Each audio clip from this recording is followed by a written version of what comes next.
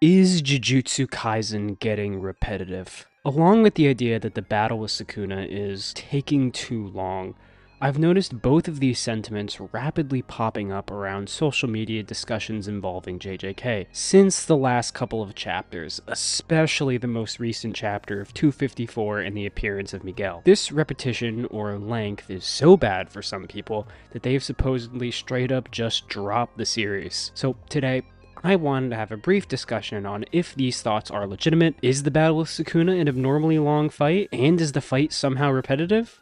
Let's get into it.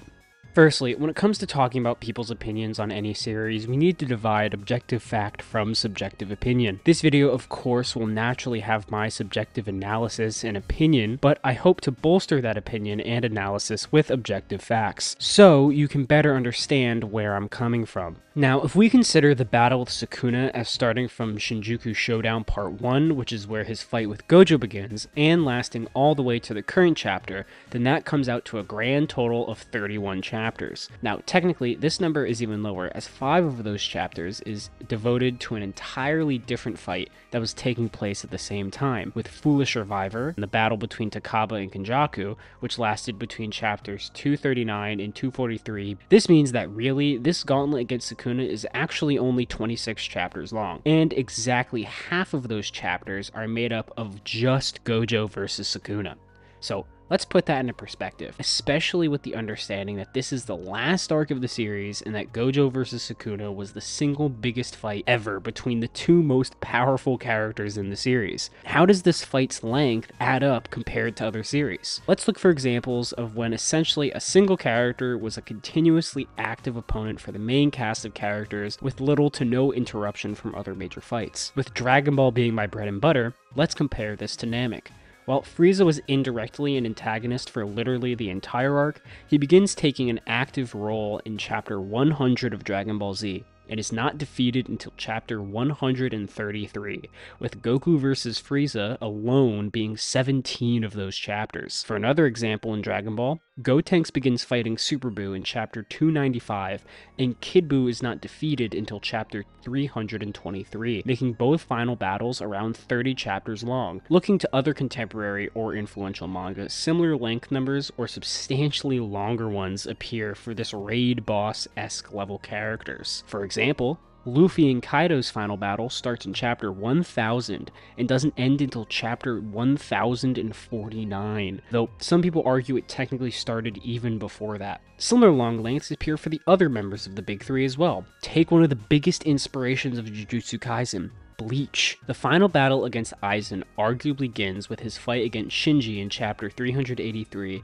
and does not end until he gets sealed 38 chapters later in 421. Don't get me started on Naruto either. While there are plenty of interruptions from other fights, Madara becomes the main opponent in the war arc around chapter 560, and either on or off screen is pretty much continuously fighting in some capacity for the next 118 chapters. While people certainly have complaints about the fights or arcs I just mentioned, I personally haven't seen anyone, at least in numbers like these, complain about them being repetitive or taking too long to the point of dropping any of these series outright. For me, big battles that last dozens of chapters isn't really bothersome. If anything, it's the norm for a character like Sukuna in a battle shonen to have an extended battle like this. It would be weird if he went down really fast. So, are people just being hypocrites about Jujutsu Kaisen, or is something else going on here? I think I can point to two factors making people think this fight with Sukuna feels so long and repetitive. Firstly, Gege's release schedule. Shonen Jump obviously is a weekly magazine, meaning that in any given year there should be around 50 chapters. However, Gege at least recently does not release chapters on a fully weekly basis. Every 3 weeks or so they take a break for 1 week, meaning the number of chapters per year is about 25% less without the chapters being longer to compensate for this gap. This creates artificial cliffhangers in the community while they wait for chapters to come out. Take the ending of chapter 247 for example. Usually there would only be 1 week between Yuji launching this attack and then Yuji missing the attack at the start of the next chapter. However, there were instead 2 weeks in between these two rather than 1, leading to even more theories, impatience, and increased expectations. I guarantee that when all of this is over and the manga gets released in a physical volume format, a lot of these perceived slowness complaints is gonna go away. Suddenly, Yuji missing an attack happens in a single page turn rather than 14 days. And actually, Jujutsu Kaisen is not the first series to get kind of hit with this complaint. Dragon Ball Super had the exact same complaints of this during the Moro arc, but when people went back and read it in one go, suddenly all the pacing issues that they were complaining about went away, and that was a monthly series. Secondly, and this goes more to the repetitiveness point, I think there's a bit of whiplash from Gojo vs Sukuna that's still affecting how people are perceiving the manga. It was far and away the longest and one of the best fights in the series, the only fight even coming close to it in length being Yuji vs Mahito. I think to some degree, it's made people forget how fast some fights in Jujutsu Kaisen are, especially when these same fights get retroactively extended by the anime. In particular, Sukuna's fights have always been very fast. Jogo vs Sukuna is barely the length of 2 chapters. The same thing goes for his fight with Maharaga. So again, people seem to have forgotten that this is how things have pretty much always been with the characters presented, and are suddenly now choosing to sour on it. Now, let's look into the repetitiveness point a bit more. Again, from what I've seen, the main complaint has been boiled down to each chapter someone pulls up to fight Sukuna, then gets killed. But I think this criticism only works if you essentially boil down everything to the first and last page of the chapter while ignoring everything in between. Since the defeat of Gojo, there have been 13 chapters, and I'd say about 4 fight sections so far. Kashimo vs Sukuna, Higuruma and everyone vs Sukuna, Yuta and Yuji vs Sukuna, and finally Maki and Kusakabe vs Sukuna. Each one of these has a measurable impact on the fight and the progress against Sukuna, while also having a fight with completely different fighting dynamics. Higuruma vs Sukuna resembles absolutely nothing like Maki vs Sukuna, and that fight looks nothing like when Yuta and Yuji fought him. But briefly, I want to cover about what each of these fights actually achieved. Kashimo.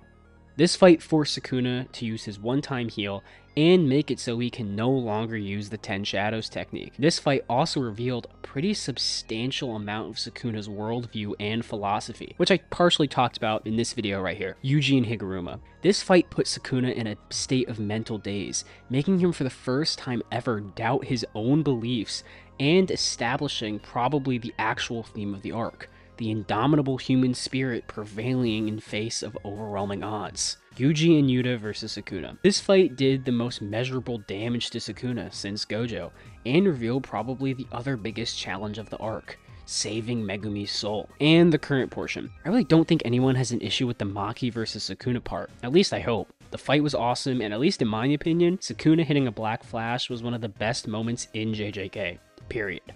However, people seem to have an issue with Kusakabe fighting him, and my only question is, what should he have done? Run away? Be called a fraud? Kusakabe literally had these exact thoughts about himself, and I think this is absolutely intentional on Gege's part, metatextually. I feel like Gege is put in a no-win situation here. Either he has Kusakabe fight and get accused of having a pointless fight in his story, or they don't have Kusakabe fight and they get accused of wasting their side characters.